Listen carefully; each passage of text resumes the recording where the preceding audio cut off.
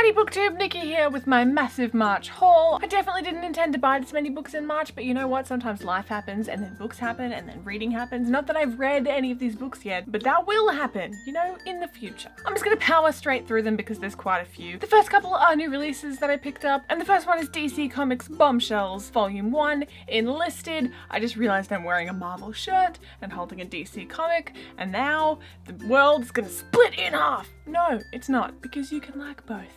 Calm down. My best friend is super into these. She's been collecting the single issues and she dresses in pin-up style and the 50s and bombshell and that sort of thing. That's her whole aesthetic. So I'm sort of interested in it now too. Basically this takes our favorite DC heroes, puts them in World War II, rewrites history a little bit and gives them these cool bombshell outfits. Look at this. Oh my gosh, I actually have a print of this. I also absolutely love Bombshell Batwoman's outfit. I actually have this dress. Yes, I do. This literally started out as a bunch of figures, a bunch of statues, bombshell statues that people loved. They loved the prince, so they made it a thing. So we've got Marguerite squared with Marguerite Bennett and Marguerite Savage, I think that's how you pronounce her name, and a bunch of other creators, lots of lady heroes, lady creators, awesomeness, gonna slay World War II. I'm not gonna lie, I had a bit of a crisis with this next book. Wasn't sure whether to get it or not. I literally took a picture of it and posted it onto my Facebook book club. And I was like, yo homies, do I get this book? And everyone, of course, being book lovers, was like, YOLO, do the thing, grab the book. So I did, and that is Lady Midnight by Cassandra Clare. This is the beautiful limited edition. It's really shiny and beautiful. It's also signed. I read that there were only 1,000 of these. I don't know how accurate that is, but I got it. It was super, super expensive. But it's also one of the most beautiful books I've ever seen, so I had to pick it up. This is set in the Shadowhunter world. I have read the first 3 Mortal Instruments books. There are 6. I haven't read the Infernal Devices, of which there are 3. This is set after the Mortal Instruments in LA. The Mortal Instruments is set in New York. Part of the reason why I liked the Mortal Instruments, it was a bit of a hit and miss series for me. I did enjoy it, but there were things I didn't like about it. But I did like that it was set in New York because I've been to New York. I've also been to LA. Pretty excited to see LA transformed into this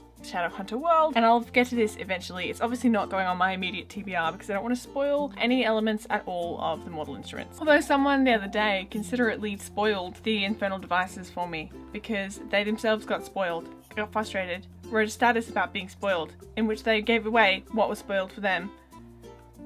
Why? Why do you hate us all? I'm really excited for this next one. It's called Chapter 1. It's by Daniel Flynn, the co-creator of Thank You, which is a charity here in Australia. They started out just selling water. We bought a bottle of water and then the money went to go and get access to water for people who don't have it, and then they expanded into a bunch of products. They lobbied to get into shops like the 2 biggest supermarkets. The hand wash and hand sanitizer are the best smelling things in the world, and it's so good because I'm like, I'm keeping my hands clean, also helping the world. So amazing not-for-profit organization, and they're looking to expand to a couple of new things. They want to go to New Zealand and they want to launch a bunch of baby products, and to fund this they released a book, and it's all about the creation of the company and how they did what they did. I'm pretty interested to see how the company came about because the organization was started when I think Daniel was 19, so I think they were all pretty young, and they used the internet and social media and that sort of thing to really drive this. They already met their goal, which was $1.2 million, by releasing this book at a pay what you want sort of thing. So they've reached their goal, but I think it's still available online. If not, it's going to be in bookshops, and it's available at airports and stuff, I think. I don't know if you can see this on the front. It says, you have the power to change stuff. And it's also written sideways, which is a bit interesting. I've never seen that before. You would have seen these next 2 books in my TBR for April, but I picked up A Town Called Dust by Justin Woolley. This is, I think, a dystopian set kind of in Australia where there's schools that are undead, and I think it's a dystopian, and I don't know very much about it, but I'm pretty excited. Justin Woolley's going to be at a convention that I'm going to, so that's why I've picked it up, and I'm planning to read it, and it sounds really good, and yay Australian authors, whoop whoop. I also picked up Maggie Stiefvater's Blue Lily Lily Blue, the 3rd book in the Raven Boys cycle, because the 4th book is coming out and I've only read the 1st book, and that is a dilemma. So I don't know what this is about. I haven't read the 2nd one, so it looks cool. Look at that, look at the cover, look at it. Now on to books that I bought because they were just plain cheap. I picked up Sand by Hugh Howey. I love Hugh Howey. I met Hugh Howey once at a convention and it was the coolest thing. And I love his Wool trilogy. It's one of my favorite trilogies. I actually did a trilogy recommendation video and I posted it, and then I was like, why didn't I include Wool? What is wrong with me? So I recommend it. His Wool trilogy is a dystopian where Earth's air is unbreathable and everyone lives underground in a silo. Oh, what could go wrong? So things play out in that trilogy, and I think this one is perhaps set in the same world in the future, or maybe it's a different world completely. It's basically the world covered in sand, and it mentions that the old world is buried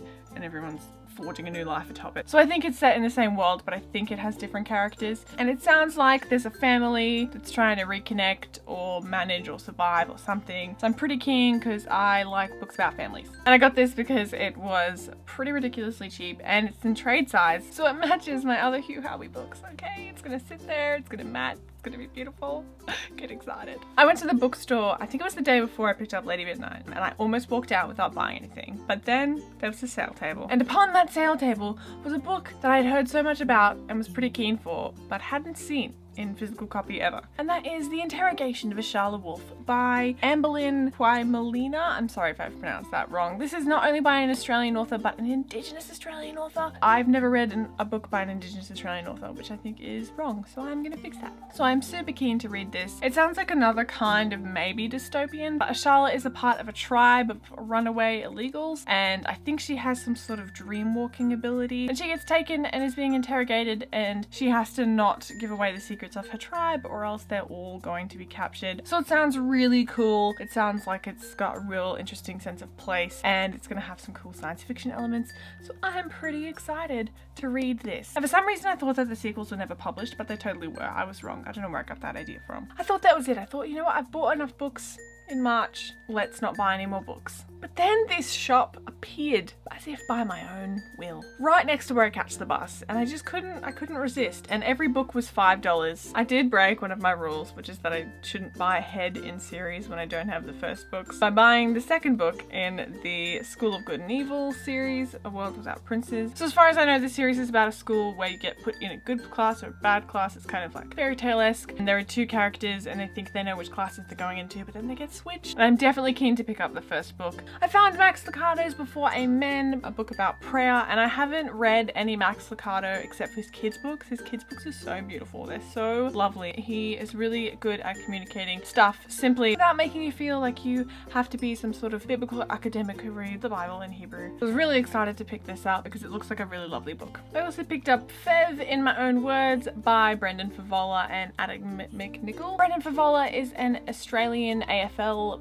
football player, and he basically screwed up really bad because he got into gambling and addiction and that sort of thing, and he got suspended from his team for a year. His wife left him and he turned it all around and put his family back together, and is just a really positive person now. He was recently on I'm a Celebrity, Get Me Out of Here, which I didn't really watch, but my sister did and she was telling me about it. But because I just talked about it with my sister, I was interested in reading it, and I'm probably gonna read it and then give it to her, so that's why I picked it up. I'm not gonna lie, I flipped out a little bit when I saw these next two books because I've never seen them in any bookshop in Australia ever, because they are by Matthew Inman, aka The Oatmeal. So we have Why Grizzly Pants we have Why Grizzly Bears Should Wear Underpants, and The Terrible and Wonderful Reasons Why I Run Long Distances. I actually bought 2 copies of each of these because I gave them to my sister. He just creates really funny cartoons on the internet, and these are like compilations. Like Why I Love and Hate Having a Smartphone, 6 Reasons to Ride a Polar Bear to Work. And then this one is kind of a more cohesive collection about running and fitness, and a dark depiction of how he feels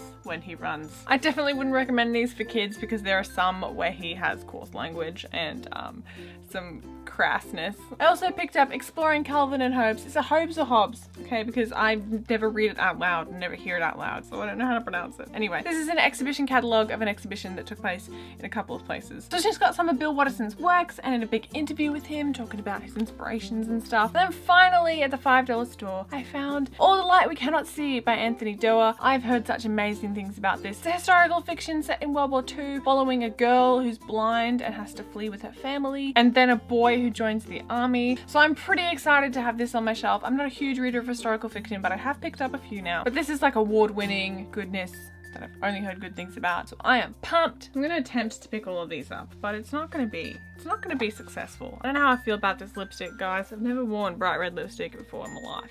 Ta-da! Yeah, oops, oh my gosh. I'm gonna go find some book space for these books. I'm thinking some Tetris might be in order because I don't know where I'm going to put them. But I'll see you next time. But in the meantime, tell me in the comments below what the most expensive book you ever bought was. Because I think Lady Midnight might be it. But I did pay more for the thank you book because it was for charity.